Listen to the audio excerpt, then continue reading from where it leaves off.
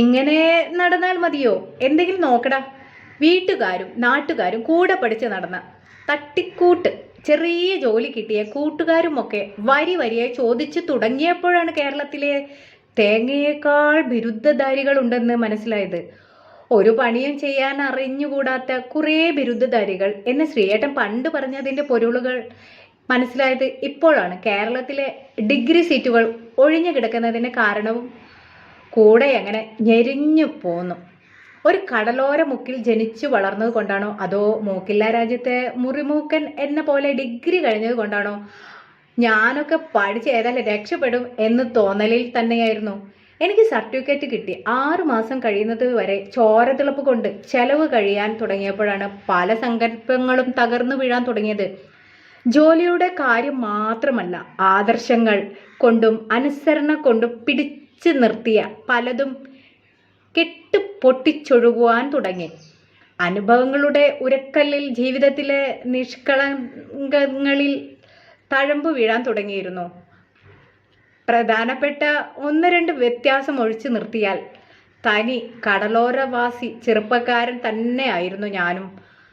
ആ പ്രധാനപ്പെട്ട 1-2 എന്താണെന്ന് വെച്ചാൽ, ഞങ്ങളുടെ ട്രെൻഡ് മാർക്കായ വെള്ളമടി ചീട്ടുകളി പരിപാടികൾ അത്ര പ്രാവീണ്യമല്ലാത്ത എന്ന് തന്നെ പറയാം. പക്ഷെ നീന്തലും മീൻപിടുത്തവും കൂടാതെ നാടൻ ഫുട്ബോൾ, ക്രിക്കറ്റ് തുടങ്ങിയ അത്യാവശ്യ കളികളെല്ലാം കളിച്ച് ഒരു നല്ല ബോഡിയും മൈൻഡും ഒക്കെ ഉണ്ട്.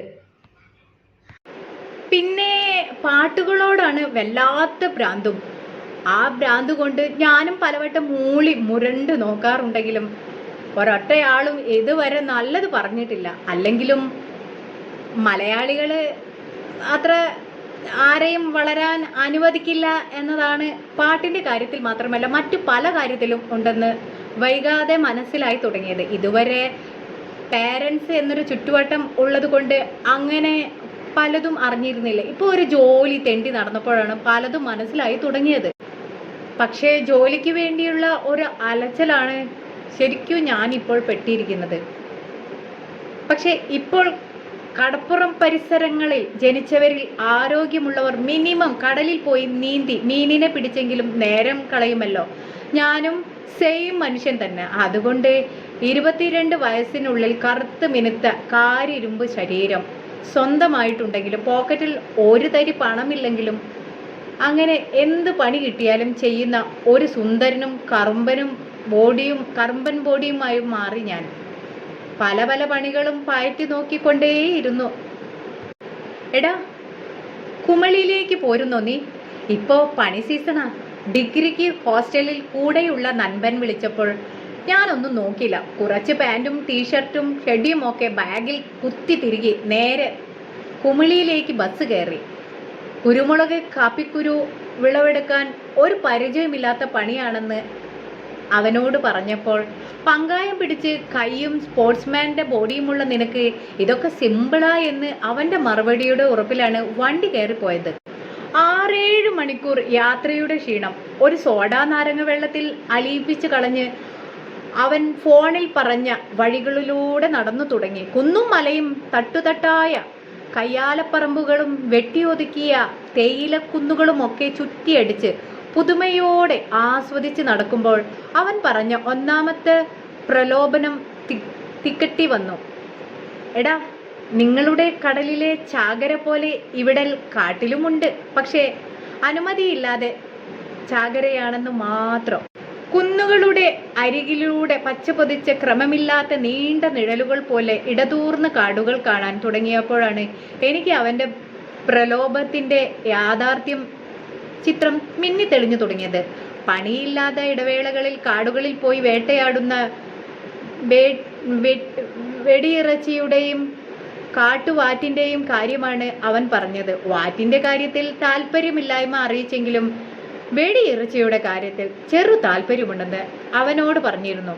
കാടുകളുടെ വന്യതയിൽ തെണ്ടി അലയുന്ന ജല്ലിക്കെട്ടും ചുരുളിയും കാർബണുമൊക്കെ കണ്ടതിൻ്റെ ഒരു ആവേശം കൊണ്ടാണ് പറഞ്ഞതെങ്കിലും യാഥാർത്ഥ്യത്തിൽ അവൻ പറഞ്ഞ രണ്ടാമത്തെ പ്രലോഭനം കേട്ടിട്ടുള്ള പ്രകമ്പനം കൊണ്ടാണ് ഇങ്ങോട്ട് ഇറങ്ങി പുറപ്പെട്ടത് തന്നെ. അതെന്താണ്? പെണ്ണ് കിട്ടാനുള്ള സുഖം. ചെറിയ ചെറിയ വഴികൾ പഠിക്കുന്ന കാലത്ത് നിരന്തര പ്രലോഭനമുണ്ടെങ്കിലും പല്ലും നഖവും ഉപയോഗിച്ച് എതിർക്കുന്ന മാന്യമായ ഞാൻ ഇപ്പോൾ ചുമ്മാ മൂളൽ മാത്രമായി. മറുപടി തീർന്നപ്പോൾ അവന് മനസ്സിലായി എൻ്റെ ഉള്ളിലെ മാറ്റങ്ങൾ. കോളേജ് പഠന സമയം വരെ പരിശുദ്ധ പ്രേമം മാത്രം പുറത്ത് കാണിച്ചിരുന്ന എൻ്റെ ആകെയുള്ള പരിചയം പലരെയും പോലെ തന്നെ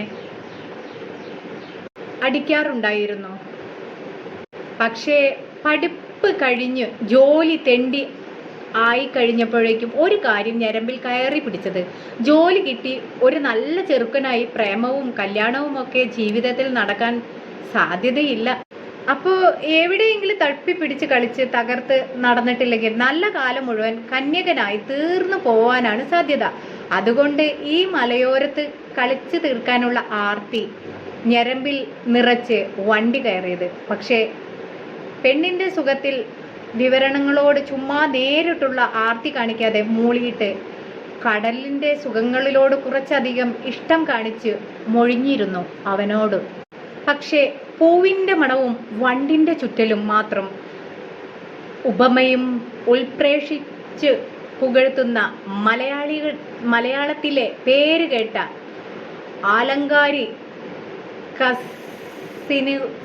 സിനിമകളിലെ ഭാവനാ സുവിശേഷങ്ങൾ വാത്തോരാതെ പറഞ്ഞിരുന്ന എൻ്റെ മറുപടിയൊക്കെയും വെറും മൂളൽ മാത്രമായി തീർന്നതിൽ തന്നെ എൻ്റെ ഏറ്റവും അടുത്ത കോളേജ് നൻപനായ അവന് പല കാര്യങ്ങളും മാറി